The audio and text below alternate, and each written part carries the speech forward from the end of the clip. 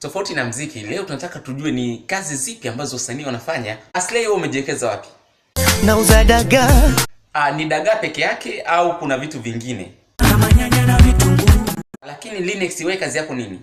Kazi yangu boda boda. Lakini tumepata taarifa kwa kwenye kazi yako uvai helmet, kwa hiyo hilo ni kosa. Sawa, lakini ukienda kupiga show ni driver gani unamwachia boda boda? Sawa. Na wewe Harmonize unajishughulisha na nini? Baya zaidi sina kazi. Kwa hiyo ukitoka studio unaelekea wapi?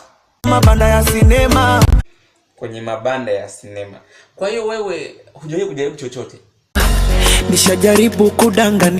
Tunazungumzia kazi wewe. Yaani tunachomaanisha umejaribu hata kuwa nani? Teacher.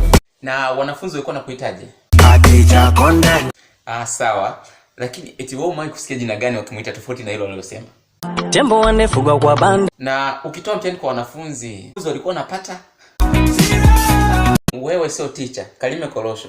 Basi tumalizie kwa Mario.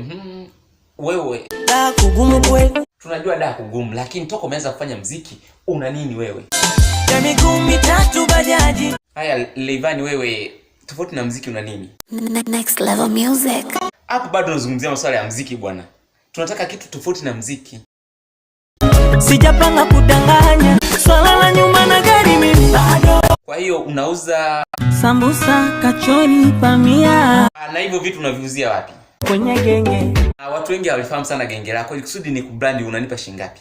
Nikupe milioni. Kwa brand tu genge unanipa milioni. Wewe ndo una madili mazuri.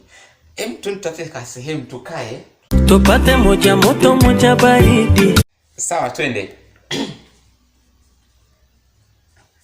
Lakini usisahau kusubscribe channel yetu, nikiwa naendelea kupiga moja moto moja baridi hapa na Levan. Asante.